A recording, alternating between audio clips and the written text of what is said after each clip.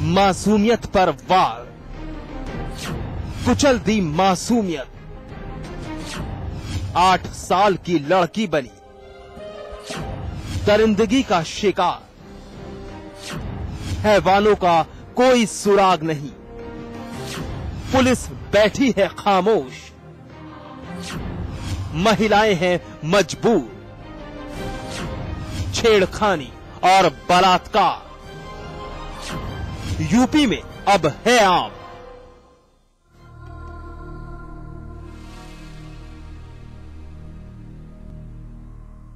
कानपुर के जिला अस्पताल के अंदर बेड पर लेटी इस बच्ची की मां इंतजार कर रही है कि उसकी लाडली होश में आ जाए, बस एक बार किसी तरह बात कर ले। खामोश पड़ी इस बच्ची की आवाज इसके कान तक चली जाए। लड़की की मां बदहवास है, मासूम पर नजर एक टक टिकी है। अंदर ही अंदर परेशान भी है, क्योंकि 8 साल की इस बच्ची पर कहर बरपा है। बयां नहीं कर पा रही है कि उसकी लाडली किस दर्द से गुजर रही है। बस इतना पता है कि हैवानों ने इस बच्ची की जिंदगी तबाह कर दी। क्या बताएं, क्या बताऊं? तो मेले में खेल रही थी, वहीं हो गई। जब मिली तो ऐसी हालत में मिली, पुलिस को क्या बताएं। सुना आपने क्या कहा इस मासूम की मां ने? रामलीला देखने गई थी इनके साथ, लाइट चली गई और जब रोशनी हुई तो बच्ची गायब थी। हड़कंप मच गया, तलाश शुरू हुई तो फिर 1-1.5 घंटे बाद सुनसान इलाके में बच्ची तड़पती मिली। हैवान अपने मंसूबों में कामयाब हो चुके थे। छोटी सी उम्र में बदनामी का दाग इस मासूम के साथ जुड़ चुका था।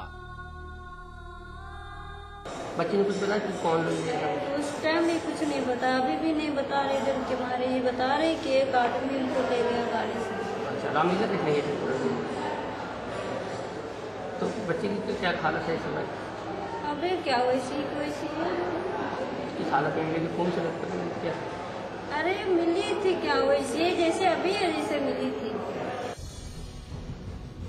कानपुर के चकेरी इलाके की इस वारदात ने इंसानियत शर्मसार कर दी है।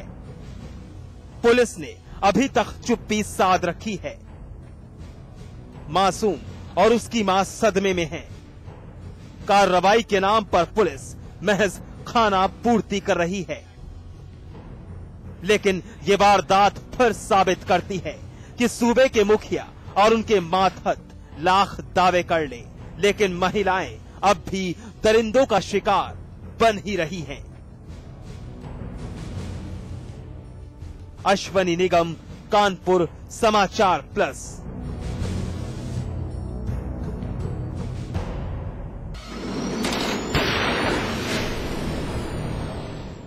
मुरादाबाद पुलिस एक केस के पेच में फंसी है। मामला अजीबोगरीब है, आमतौर पर पाला नहीं पड़ता। केस उलझा हुआ है, पुलिस के लिए एक चुनौती भी है। पीड़ित के पीड़ित होने पर सवालिया निशान लगा है। आरोपी को पुख्ता तौर पर आरोपी करार नहीं दिया जा सकता, क्योंकि यहां पुलिस कंफ्यूज्ड है।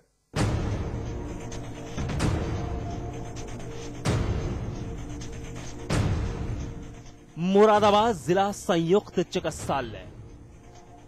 यहां के इमरजेंसी वार्ड में एक महिला गंभीर हालत में बिस्तर पर पड़ी हुई है। ये एक ऐसी वारदात का शिकार बनी है जिसे इसने या तो खुद चुना है या फिर किसी ने अंजाम दिया है।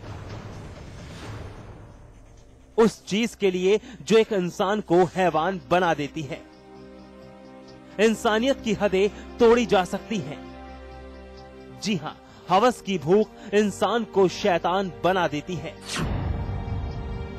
पीड़ित महिला का आरोप है कि शोभी और उसके दोस्त ने उससे बलात्कार की कोशिश की और जब विरोध किया तो महिला को आग के हवाले कर दिया। जबरदस्ती करता था, धमकी देता था मुझे आनंद के, तेरे घर में यार आते हैं, लड़के आते हैं। उसने मेरे पास हाथापाई की, उनने मेरे साथ हाँ धमकी देता था बस आनंद के। मिट्टी की तेल की डिब्बियाँ डाल दी और मैं जल गई, आग लगा दी। मैंने अपने आप को बचाने की कोशिश की, चिल्लाया, चीखा, मोहल्ले वाले आ गए। वो मुझे किस हाल में ले गए मुझे नहीं मालूम। महिला अस्पताल में जख्मी हालत में पड़ी है, बावजूद इसके न्याय की गुहार लगा रही है। हालांकि पुलिस ने मामले को गंभीरता से लेते हुए एक आरोपी शोभी को गिरफ्तार कर लिया है, जबकि शोभी का साथी अब भी फरार है।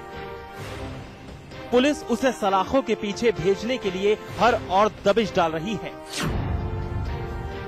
ये महिला थाना कटगत क्षेत्र में इस्लाम नगर की रहने वाली है, और इसने आरोप ये लगाया कि उसी के मोहल्ले के 2 लड़कों ने उसके साथ बदतमीजी करी और विरोध करने पर उसके ऊपर तेल डालकर जलाने का प्रयास किया। पूरी घटना की तहकीकात जब पुलिस ने की और उसमें से एक अभियुक्त अरेस्ट भी हो गया है। अब शोभी बलात्कार के इल्जाम में पुलिस गिरफ्त में है, लेकिन शोभी खुद को निर्दोष बता रहा है और महिला पर ही बदचलन होने का इल्जाम मढ़ रहा है। शोभी की माने तो इस महिला का अपने देवर से अवैध संबंध है, जिसका विरोध वो हमेशा से करता आ रहा था। वारदात के दिन भी उसने इस चीज का सख्ती के साथ विरोध किया था, लेकिन इस महिला ने इसे सबक सिखाने की ठान ली और खुद पर मिट्टी का तेल छिड़क कर आग के हवाले कर दिया। उससे पूछताछ की तो तथ्य ये निकल के आ रहे हैं कि ये किसी तरीके से जल गई थी और ये उस पर आरोप लगा रही है, क्योंकि जो अभियुक्त अरेस्ट हुआ है उसके हाथ भी जले हुए हैं, जो संभवतः उसको बचाने के दौरान जले हैं।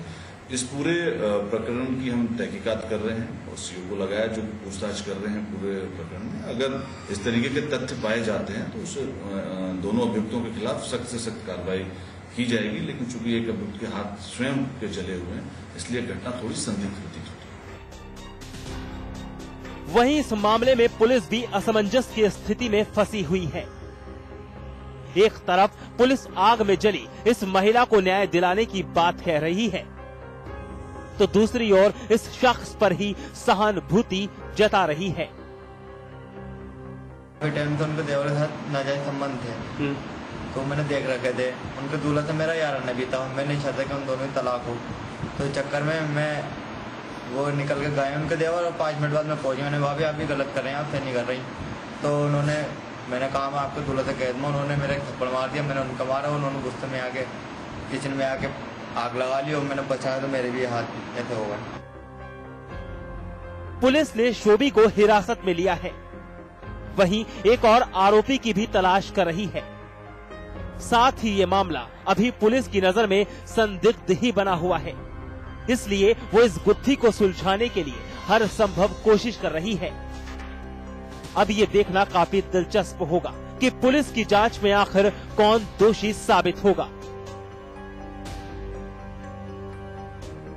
शरद गौतम, मुरादाबाद, समाचार प्लस।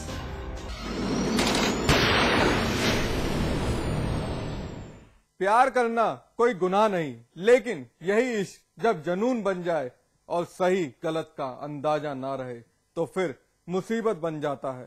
खौफनाक अपराध जन्म लेते हैं। मामला गाजियाबाद से जुड़ा है।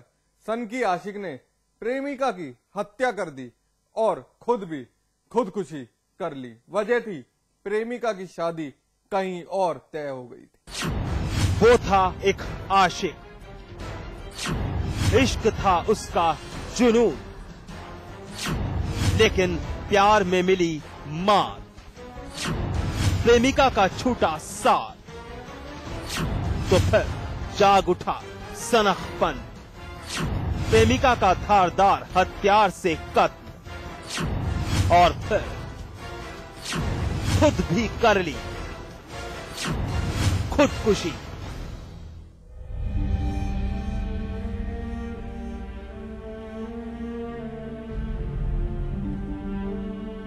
परविंदर और डोली, यही नाम है तस्वीर में दिख रहे लड़के और लड़की का।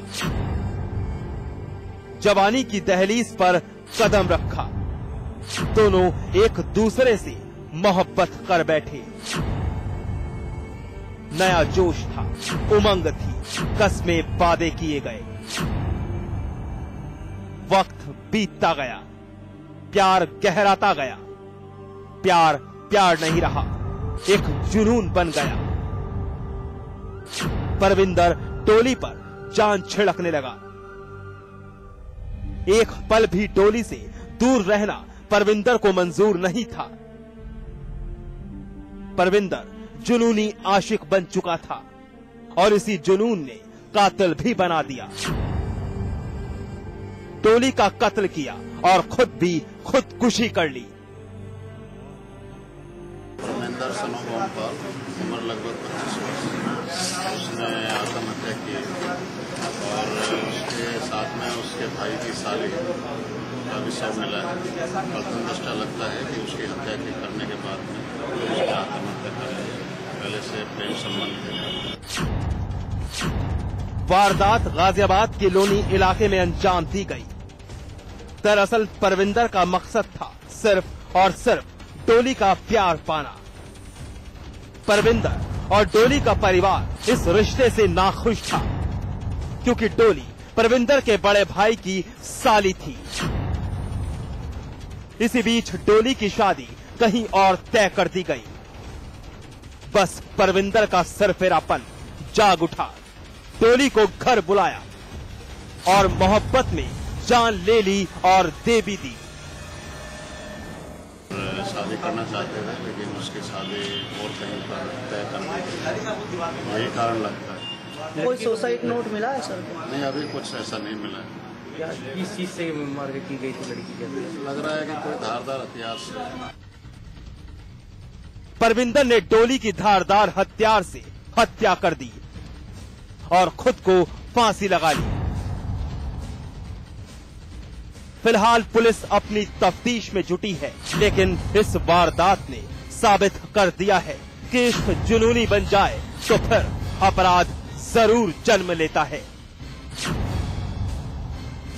बदियुज्जमा, गाजियाबाद समाचार plus.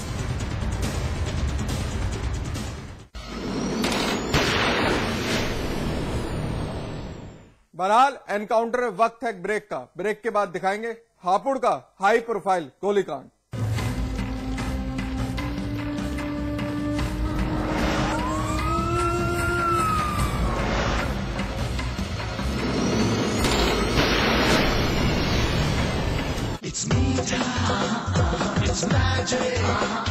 Meeta Magic from Pass Pass. It's Meeta. It's magic. स्वाद बड़ी चीज है, स्वाद से बढ़कर कुछ नहीं। तुलसी सादा पान मसाला।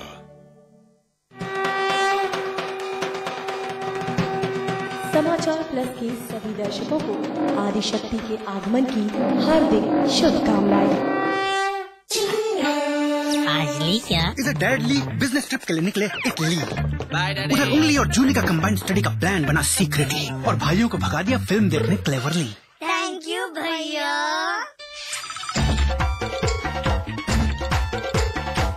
एंड देन इंटरेस्टिंगली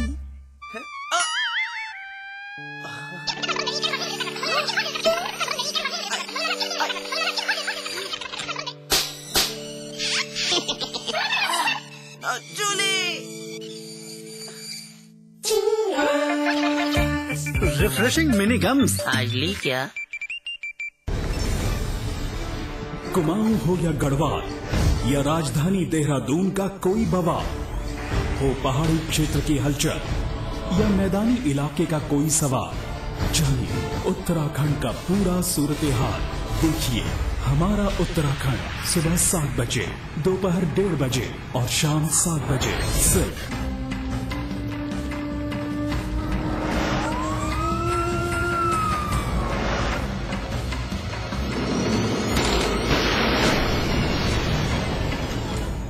बदमाश निर्दोष जनता को अपना शिकार बना रहे हैं, लेकिन अब इनका दायरा बढ़ गया है।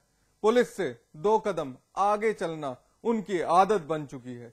शायद इसलिए हापुड़ में बदमाशों ने इस बार केंद्रीय संचार राज्य मंत्री के एक रिश्तेदार को अपने कहर का